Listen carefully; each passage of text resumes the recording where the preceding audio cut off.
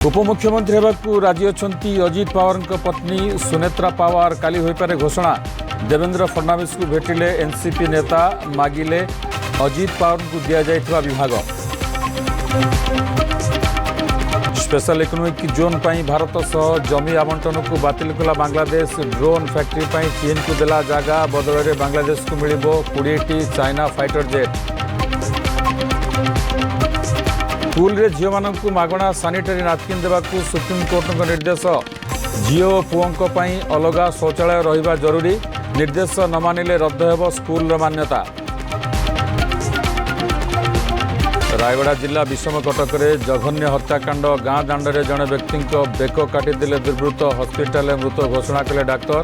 Police तनाघना।